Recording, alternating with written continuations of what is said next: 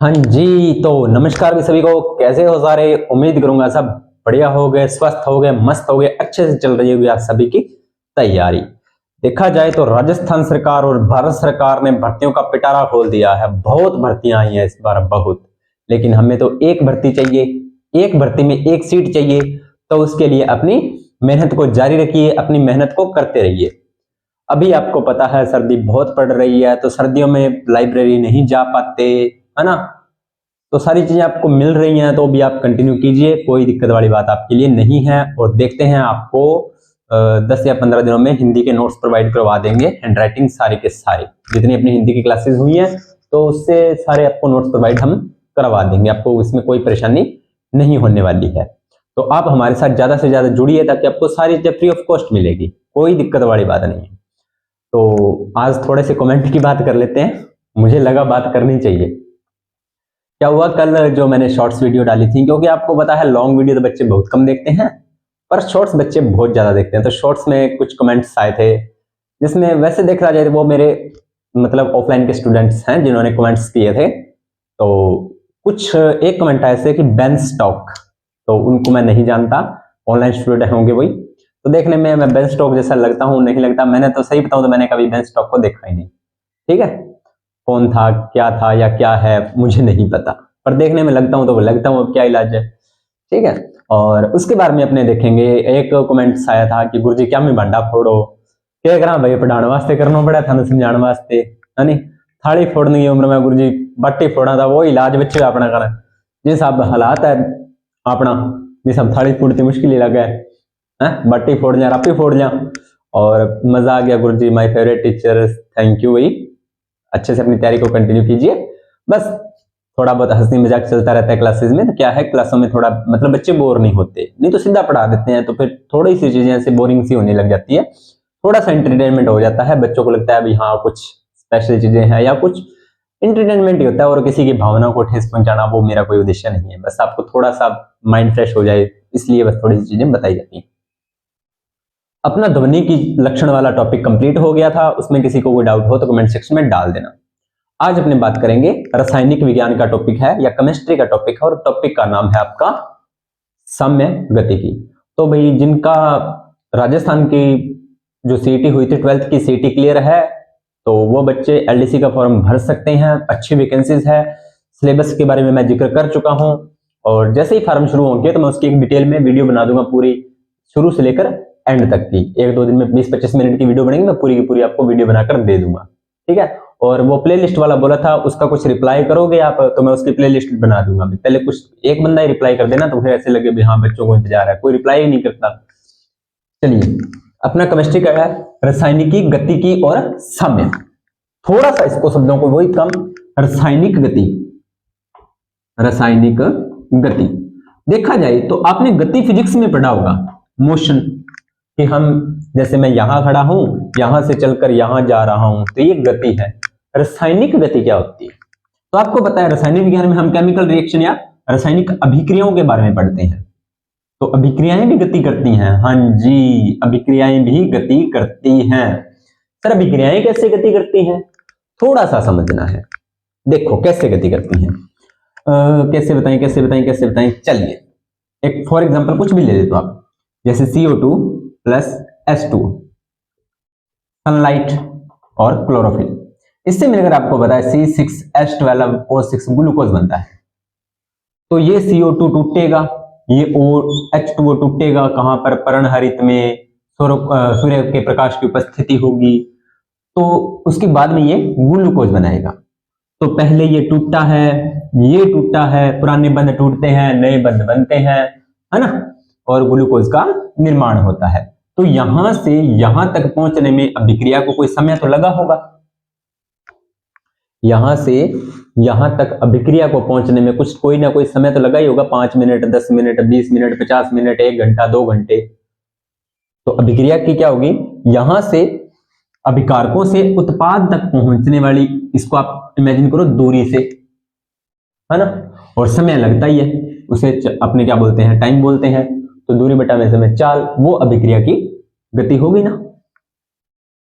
समझ में आई? यहां से अभिकारकों से लेकर अभिक्रिया जब उत्पाद तक पहुंचेगी, इसमें कोई ना कोई टाइम तो लगेगा, वो ही होगी अभिक्रिया की गति की। तो रासायनिक गति की वह साम्य अवस्था की बात करेंगे क्या होती है। समझ में आ गया गति की क्या होती है। चलिए, ये सिर्फ केमिस्ट्री में चीजें लागू होंगी, और आपको पता है केमिस्ट्री खुद एक अपवाद है, केमिस्ट्री अपवादों से भरी पड़ी है, लेकिन हमें पढ़ना है, हमें नंबर चाहिए, एग्जाम में नंबर चाहिए। चलिए, रासायनिक गति क्या है तो देखते हैं। इसका पहले आप स्क्रीनशॉट ले लो ताकि आपको बाद में दिक्कत न आए।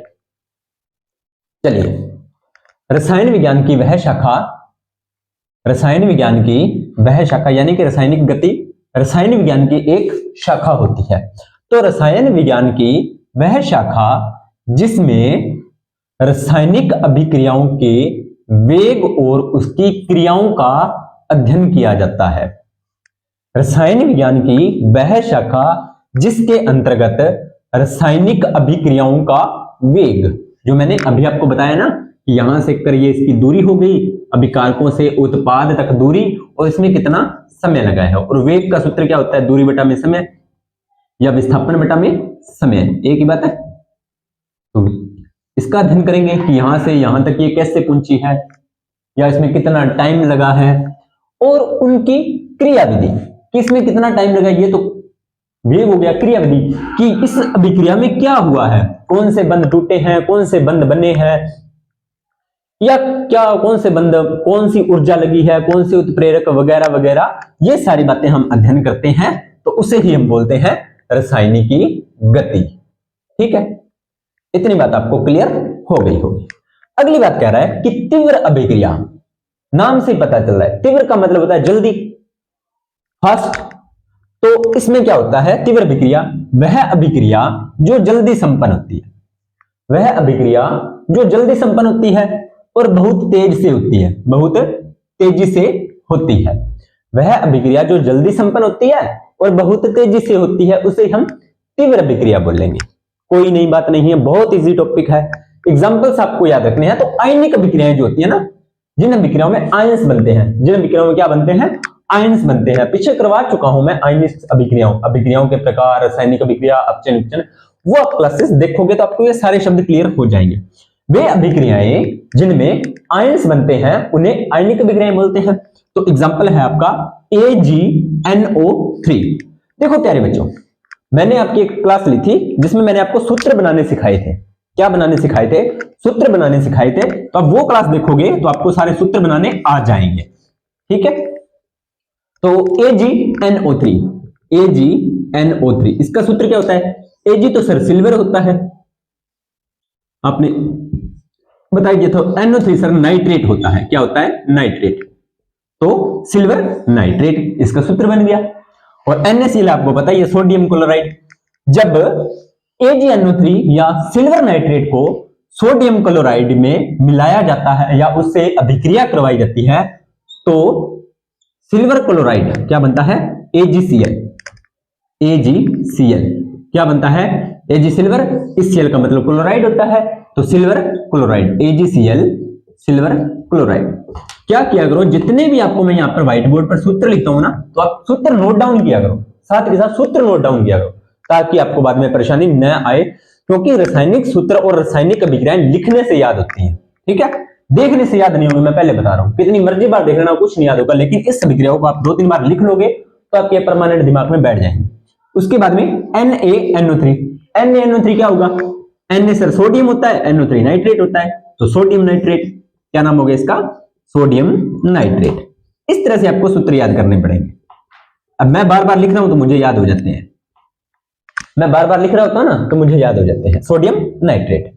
तो यह अभिक्रिया होती है, यह तीव्र अभिक्रिया होता है, यानी कि यह अभिक्रिया बहुत जल्दी संपन्न होती है। चलिए, उसके बाद में है मंद अभिक्रिया। मंद मंद मुस्कुराते हो, यानी कि धीरे धीरे आप स्माइल करते हो, तो वही मंद का मतलब होता है धीरे। मंद का मतलब क्या होता है? धीरे चलना। तो वह अभिक्रिया, यह अभिक्रिया देरी से संपन्न होती है। धीरे चलेगी तो देरी से संपन्न होगी भी, कोई नई बात नहीं है। खास बात क्या है इसमें, वो नोट करनी है आपको। इनके वेग का साधारणता, इनके वेग का अध्ययन आप या इसके वेग को आप साधारण ताप पर माप सकते हो। यानी कि मंद अभिक्रियाओं के वेग को अगर आप मापना चाहो तो नॉर्मल टेम्परेचर पर आप इसके वेग को माप सकते हो। देखा जाए तो आप देख सकते हो कि कब अभिकारक टूटे और कब अभिकारकों से जो आपके उत्पाद हैं वो बन गए। इसमें आप देख सकते हो नॉर्मल टेम्परेचर पे, आपको पता लग जाएगा। ठीक है, तो वो अब ऐसे है तो नहीं भी मैं जैसे आप या मैं इसको घर पे बैठे ऐसे देख ले, नहीं, इनकी केमिस्ट्री लैब होती है, वहां पर ये प्रैक्टिकल्स किए जाते हैं, वहां पर आप इसको अध्ययन कर सकते हो। कहने का मतलब ये है इनका अध्ययन आसानी से किया जा सकता है क्योंकि ये अभिक्रियाएं धीरे चलती हैं, तो आप इसका अध्ययन आसानी से कर सकते हो। इसका एक फॉर एग्जांपल देता हूं। आप क्या करना, एग्जांपल यही है, ये क्लास लगभग अपनी मुझे नहीं पता कितनी देर की होगी, लेकिन अगर आप इस क्लास को आराम से देखोगे, यानी कि 1 सेकंड की स्पीड पे आप इसे देख रहे हो, तो अच्छे से आपको मेरी वॉइस भी समझ में आएगी, अच्छे से जो मैं समझा रहा हूं वो भी आपको समझ में आएगा। लेकिन कुछ बच्चे होंगे वो क्या करेंगे, फटाफट क्लास कंप्लीट करना, तो वो 2x पे कर लेंगे। तो अब 2x पे करेंगे तो मेरी वॉल्यूम भी 2x पे होगी, जो मैं बोल रहा हूं वो भी स्पीड में चलेगा, समझा रहा हूं वो भी स्पीड में चलेगा, तो सारा का सारा ऊपर से चला जाएगा। तो तेज अभिक्रियाओं में आप चीजों को नहीं कैच कर पाते, लेकिन मंद अभिक्रियाओं में आप चीजों को अध्ययन आसानी से कर सकते हो। क्लियर? ऐसे एग्जांपल से आपको समझाऊंगा तो सारी केमिस्ट्री आपको याद हो जाएगी। ठीक है, अगला है आपका कि जब एसिटिक एसिड, आपको पता है CH3COOH, देखो मैं सूत्र सारे लिख रहा हूं आपके सामने, मुझे तो आते हैं फिर भी लिख रहा हूं, CH3COOH एसिटिक अम्ल होता है ये इसका, एसिटिक एसिड की अभिक्रिया जब आप एथेनॉल से करवाते हो, C2H5OH से, यानी कि ये आपका एथिल अल्कोहल या एथेनॉल होता है, एथेनॉल से करवाते हो, किसकी उपस्थिति में, प्रेजेंस किसकी होगी, H2SO4 यानी कि सल्फ्यूरिक एसिड की उपस्थिति में आप। और आपको एक बात और बता दूं, सल्फ्यूरिक अम्ल है ना, एक अच्छा उत्प्रेरक माना जाता है, याद कर लेना, अच्छा उत्प्रेरक माना जाता है। ये अभिक्रिया को जल्दी संपन्न करवाता है। उत्प्रेरक की अपने पीछे प्लेलिस्ट में वीडियो पड़ी है, तो मैंने कल बताया था कि एलडीसी में अपने जो जो टॉपिक लगते हैं जिसमें भौतिक विवर्तन अपना कंप्लीट है, उत्प्रेरक, ऑक्सीकरण और अपचन, पहला टॉपिक जो पहली लाइन है वो अपना कंप्लीट है, संपूर्ण टॉपिक। ठीक है, तो आप वो कंप्लीट कीजिए उसको। तो इसकी अभिक्रिया करवाते हैं तो यह अभिक्रिया प्राप्त होती है और लास्ट में जल बनता है। तो यह अभिक्रिया जो होती है वो देरी से संपन्न होती है, आप इस अभिक्रिया का अध्ययन कर सकते हो। ठीक है, उसके बाद में है समांगी अभिक्रिया। कौन सी अभिक्रिया, समांगी अभिक्रिया। तो इसमें क्या होता है, इसमें अभिकारक एक ही अवस्था में पाए जाते हैं।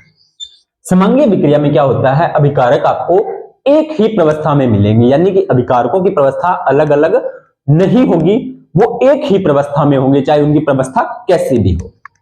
उसके बाद में है विषमांगी। इसमें क्या होगा, समांगी का उल्टा, इसमें अभिकारक एक से अधिक प्रवस्था में होते हैं। विषमांगी में क्या होता है, जो आपके अभिकारक होते हैं वो एक से अधिक प्रावस्था में होते हैं। यह बात आपको ध्यान में रखनी है। ठीक है, चलिए आगे बढ़ते हैं शुरू। ये आपको इतनी बातों में कोई डाउट नहीं है, बहुत ही आरामदायक चीजें मैंने बताई हैं जिसमें आपको कोई परेशानी नहीं हुई होगी। इसका स्क्रीनशॉट लीजिए आप। चलिए, हो गया। अभिक्रिया या प्रतिक्रिया का वेग क्या होता है, अभिक्रिया या प्रतिक्रिया का आपका वेग क्या होता है, तो उसको देखते हैं कि वेग क्या होता है। अभिक्रिया या प्रतिक्रिया का वेग क्या होता है उसको देखते हैं। चलिए करते हैं शुरू, है ना। मजा आ रहा है क्लास में, मजा आ रहा है तो लाइक कर दो एक भाई और शेयर कर दो। तो प्रतिक्रिया का वेग क्या होता है, किसी अभिक्रिया में कोई भी केमिकल रिएक्शन है A+B,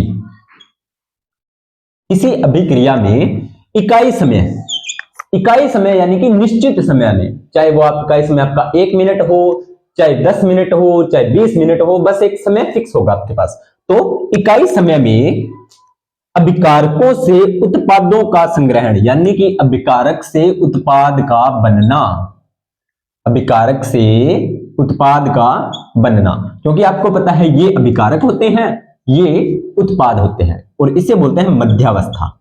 क्या बोलते हैं, मध्यावस्था। ये आपके उत्पाद हैं और ये आपके अभिकारक, क्रियाकारक, अभिकर्मक बोला जाता है। तो अभिकारकों से उत्पाद का संग्रहण निश्चित समय में, इकाई समय में अभिकारकों से उत्पादों का संग्रहण कोई क्या कहते हैं, वेग कहते हैं। कि निश्चित समय में उत्पादों से, अभिकारकों से उत्पादों का जो संग्रहण हुआ है वो किस स्पीड में हुआ है, किस मतलब कितनी देरी में हुआ है, तो वो आपका क्या है, अभिक्रिया का वेग है।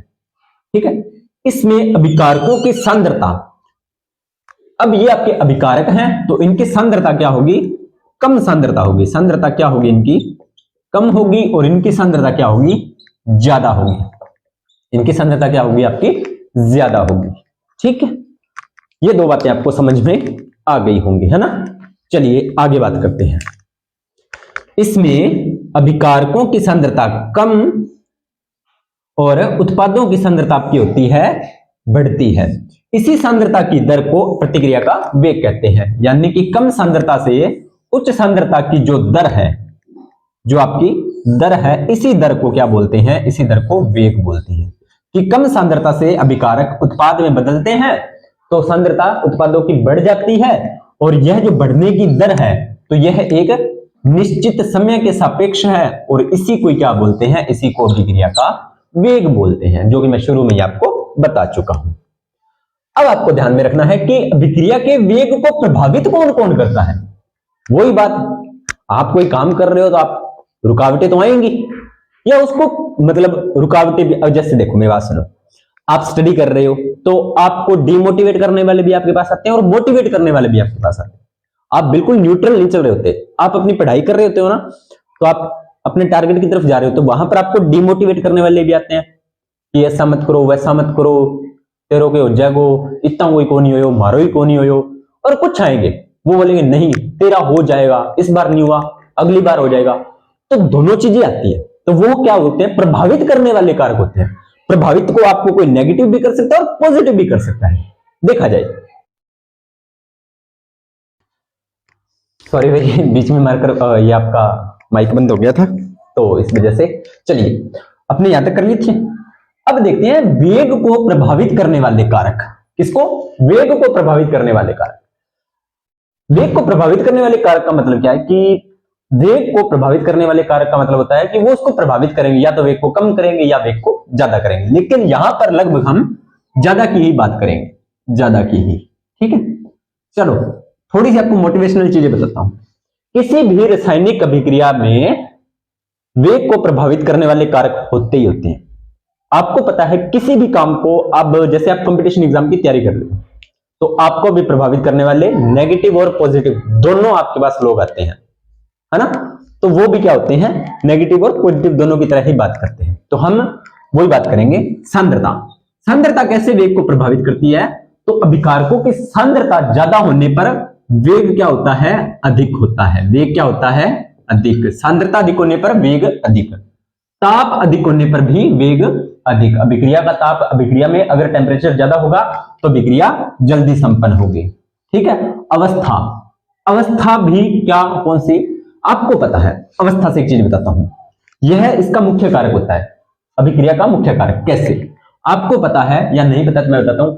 अभिक्रिया जो होती है, कोई भी रासायनिक अभिक्रिया, कोई भी रासायनिक अभिक्रिया जो होती है ना, वो अभिकारकों की सतह पर होती है। अभिकारकों की सतह पर होती है। कहां पर होती है, अभिकारकों की सतह पर होती है। तो ये जो अभिक्रिया होती है अभिकारकों की सतह पर, अगर सतह का क्षेत्रफल ज्यादा है, सतह क्षेत्रफल क्या है, ज्यादा है, तो अभिक्रिया क्या होगी, अभिक्रिया का वेग भी क्या होगा, वेग भी आपका अधिक होगा। ठीक है, तो तीनों बातों में अधिक। प्रकृति उत्प्रेरक, आपको पता है उत्प्रेरक अभिक्रिया को अधिक करते हैं, उत्प्रेरक अभिक्रिया के वेग को अधिक बढ़ाते हैं। शॉर्ट्स में जाके देख लेना, उत्प्रेरक की मैंने एक शॉर्ट वीडियो बनाई है। ठीक है, विकिरण यानी कि सूर्य का प्रकाश वगैरह। अब देखो इस विकिरण का आपको एक एग्जांपल देता हूं। यदि हम हाइड्रोजन की अभिक्रिया क्लोरीन से करवाते हैं तो हमें पता है HCl बनता है। ठीक है, बिल्कुल। अगर यह अभिक्रिया हम अंधेरे में करवाएंगे ना, कहां पर, अंधेरे में करवाएंगे, तो क्या होगा, तो होगा अभिक्रिया धीमी, बहुत ही धीमी गति से, अत्यंत धीमी गति से। लेकिन यही हम अभिक्रिया सूर्य की उपस्थिति में करवाएंगे तो अभिक्रिया बहुत तेज संपन्न होगी। तो यहां पर भी प्रभावित करने वाले कारक हो गए। चलिए इसके बाद में है उत्क्रमणीय अभिक्रिया, जिसकी मैं आपको बहुत बातें बता चुका हूं उत्क्रमणीय की। सर एक बार फिर बता दो। चलो, उत्क्रमणीय अभिक्रिया करने से पहले आपको एक बात ध्यान में रखनी होगी कि अगर किसी भी अभिक्रिया में, कोई भी रासायनिक अभिक्रिया है, अगर आपको ये कंडीशन दिखाई देगी, ये कंडीशन आपको दिखाई देगी, तो इसका मतलब है कि आप अभिकारक से उत्पाद बना सकते हो और उत्पाद से अभिकारक बना सकते हो।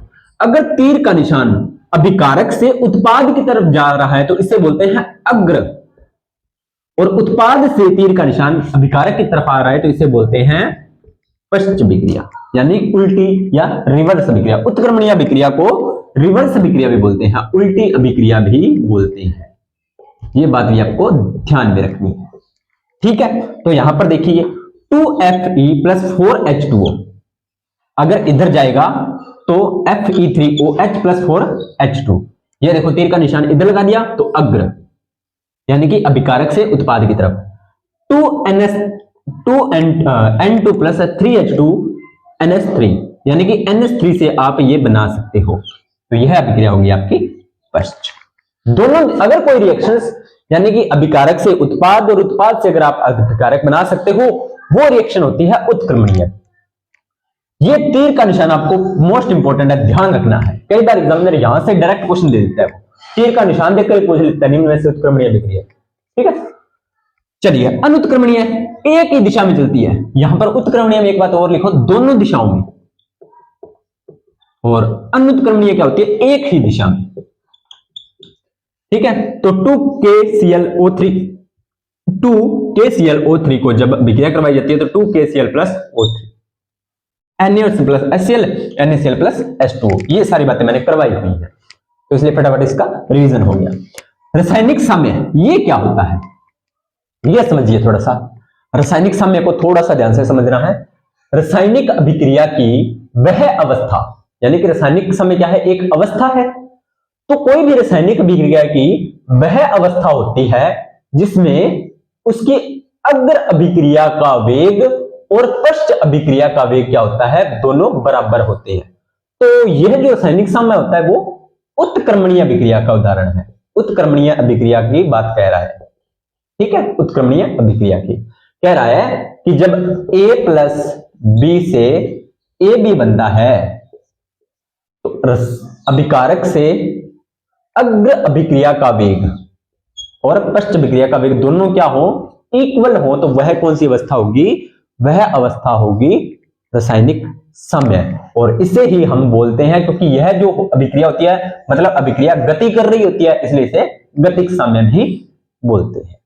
यहां पर अपना यह टॉपिक होता है कंप्लीट, रासायनिक गतिकी एवं साम्य, ठीक है। तो मोटिवेशन के लिए लाइनें तो क्या बोलनी, बस थोड़ा सा यही बोलते हैं, केमिस्ट्री ही हमें सिखाती है कि सब्र कीजिए रंग जरूर बदलेगा। केमिस्ट्री ही हमें सिखाती है कि जब कोई नया बंध बनता है तो पुराना बंध टूट जाता है। केमिस्ट्री ही हमें सिखाती है कि मंजिल को प्राप्त करने के लिए हमें निरंतर मेहनत करनी है, और हमें प्रभावित करने के लिए नेगेटिव और पॉजिटिव अलग अलग कारक आते हैं, ठीक है। तो हमें पॉजिटिव कारक की तरफ ध्यान देना है, ना कि नेगेटिव की तरफ, ठीक है। मैं कोई शायर नहीं हूं, बस वैसे ही आपको मतलब थोड़ा इंटरटेनमेंट हो जाए इसलिए मैंने आपको बातें बोल दी हैं। फिर भी किसी को कोई चीज नहीं समझ में आई तो आप कमेंट सेक्शन में डाल देना, सारी बातों के आपको जवाब मिलेंगे, ठीक है। जहां तक होगा हम आपके हर सवाल का जवाब देंगे। मिलते हैं नेक्स्ट वीडियो के अंदर, तब तक आप सभी का धन्यवाद।